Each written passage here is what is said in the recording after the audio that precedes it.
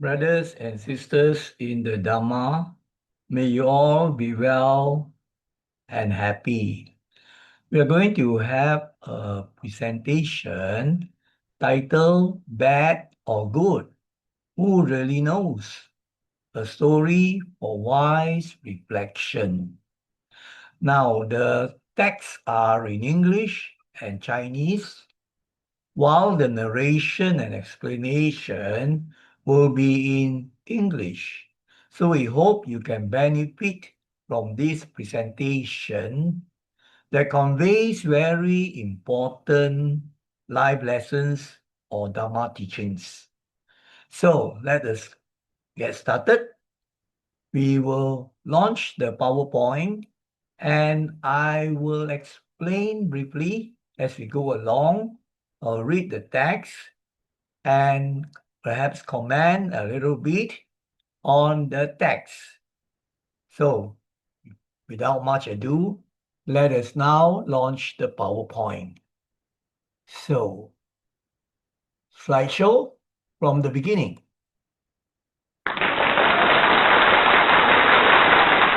You see the title, Bad or Good? Who really knows? A story for wise reflection. Now, let us move on to the various slides as the story unfolds. This is the title of the story actually. Now let me take off my video. So I can actually stop the camera. So you don't have to be distracted by my face. You can just listen to the narration. So this story is actually titled The King's Finger. You want to know what happened to the king's finger. So let us move on to the next slide, which is slide number 3. Now the story unfolds as follows. Once upon a time, there lived a king who had a personal physician, that is a doctor, tending to all his medical needs. The king loved to go hunting, and he would always have his physician or doctor accompanying him. You can see the animation, the king, and then the cartoon figure of a doctor, and the hunting process. Of course, as Buddhists, we do not encourage hunting. It's not a good deed because you are harming the innocent animals. But anyway, this is just a story. So let us move on to the next slide, which is slide number 4. One day, on a hunting trip, the king had an accident that injured one of his fingers badly. He summoned his physician, called his physician to tend to his injury, and the animated images help you to understand, you see, injured perhaps by an arrow, and he called the doctor to tend to his injury, one of his fingers. Now let's go on to the next slide. The physician gave the best medical treatment, but unfortunately, the injured finger turned gangrenous, and the physician had to amputate the finger. Now, of course, the doctor being serving the king, or as one who serves the king, so gave the best medical treatment. But perhaps the injury was pretty bad. It became infected, and you can see the finger turns black. It's very dangerous. Once the finger gets infected like this, the poisons all can spread into your system, blood system, and can kill you. So you have no choice but to have it cut off. That's the meaning of amputating, to cut off the finger. Otherwise, all those poisonous things will travel in the bloodstream and can kill, you see. So you have no choice but to cut off the finger. You can see the surgeon doing. This is just a picture to show the surgeon operating. That is slide number 5. As expected, the king was very mad, very angry with the physician for not being able to save his finger. Of course, he couldn't be helped. It had already turned gangrenous, black already, infected already, right? So king very angry because he lost a finger. So he put the doctor in jail. You know, in the palace, they have even jails, you know. So you lock him up in the jail there. That was the king's power. So you can see the pictures to help you understand. Some weeks passed before the king went out alone to hunt again. Probably his finger amputated already, cut off already. He had healed already, right? So he had healed already. A few weeks he had healed already. So he went hunting again. So he went alone, and he got lost in the jungle or forest. And he was caught by some members of a cult group. Now, a cult group is a group of people that practices very strange things, following a leader who can lead them astray, And in most cases, they just give their devotion and follow blindly, and they practice very weird things, which are usually not really healthy, superstitious things, right? Like human sacrifice, and then prescribing all nonsense things like don't know what type of medicine and so on. So these are the cult groups, And usually the members they give all their devotion to the leader of the cult group, the leader of the cult group, controlling the members, Actually, today you still have that, In a way, many of them are fanatical in their beliefs, and they follow the leader just like that. So he was caught by these members of the cult group, so very dangerous already, because they can sacrifice a person, kill a person and sacrifice to their gods or what. That's what happened.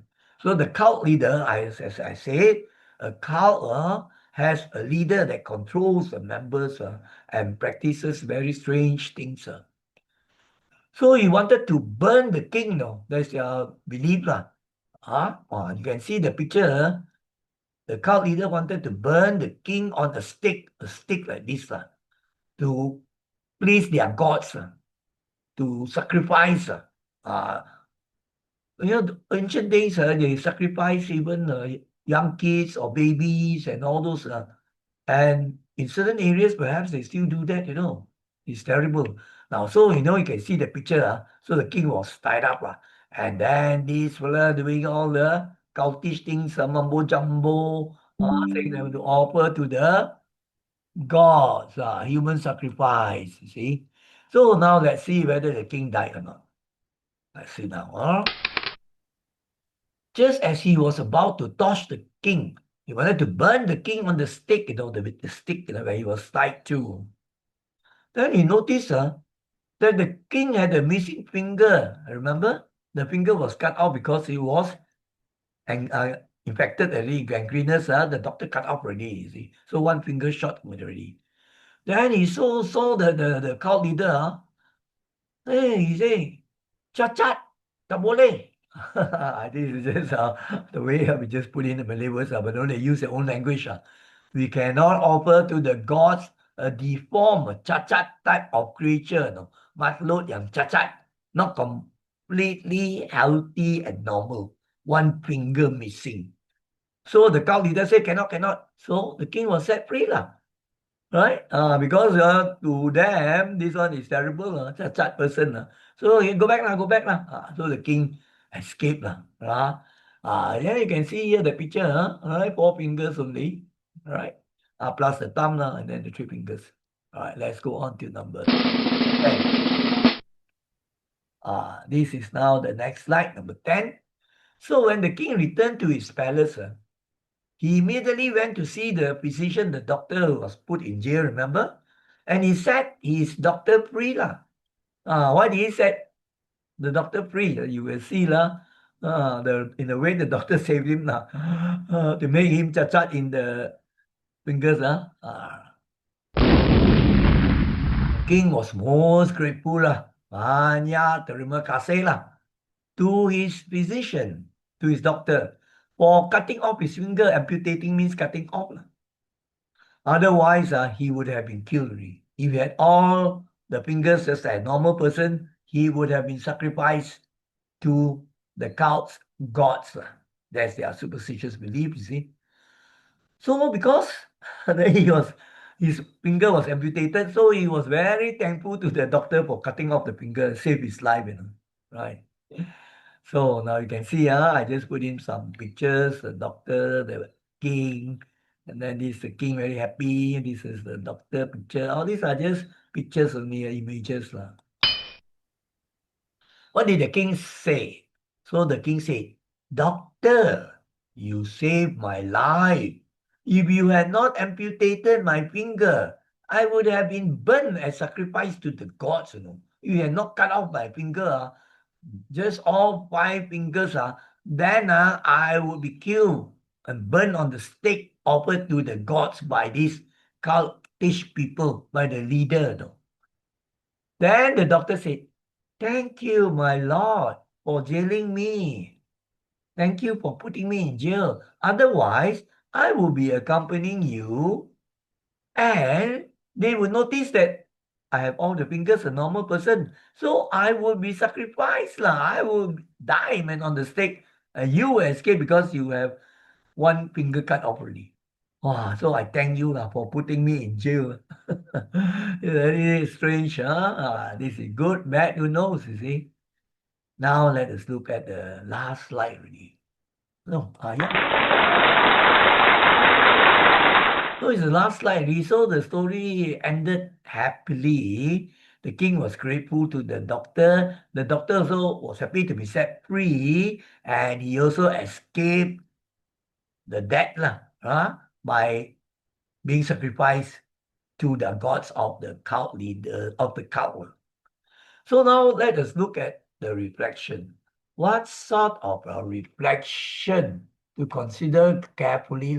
What sort of reflection we can do? Very important to learn these lessons, isn't it? Our first point is the future is uncertain. No one can predict it. It depends on causes and conditions. The karma factor comes in. Do you know what is going to happen to you in the future? Not to say future tomorrow, so you're not sure what is going to happen. In the world, all in our world, things are uncertain. It depends on causes and conditions.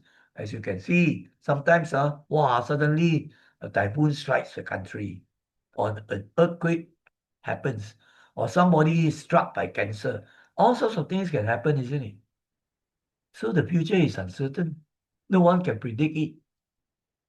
Only depending on the causes, conditions. Karma is one factor. And we know that this law of karma is a very, very important natural law. Basically, the law of karma is a moral causation law. Like do good, good comes to you. Do bad, bad comes to you. Just like that. Right? So you don't know what is going to happen. Important thing is you don't do the bad things. You do all the good things. If your past karma is not that bad, then your good karma present one will help you to get the blessings. And since you don't know what is going to happen and what was your past karma, now you do the good things to generate the good karma for the future. And you have to learn to accept, embrace calmly whatever happens.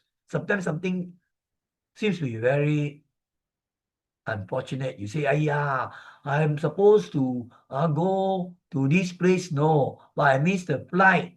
Terrible, you start cursing. But then suddenly you heard news that not long later you heard news that the plane crashed. So you don't know whether it's good or bad, isn't it? So whatever comes, you accept it. Most important, you do all the good you can, then you won't have to worry about what bad things can happen to you. Oh, that is the important thing, you see. So learn to embrace calmly whatever happens, good or bad. Who knows? Right? Who knows? Just like the case of the king, the finger being amputated was a good thing, you see. He thought that it was a bad thing. He got the doctor jailed. And jailing the doctor was good for the doctor. If not, he would be killed. So many things happen like this. So it seems to be bad, but good, bad, who knows? Right? So what you can do is just live according to the Dharma. Do good, avoid evil, and develop your mind. All Buddhas teach this. That is this beautiful story and the Dharma lessons that you can learn. So we have come to the end. So, brothers and sisters in the Dharma, I hope you have learned these important lessons from this very important story of good, bad, who knows, right? So that is this story. Now let us stop the sharing and we are going to end this presentation.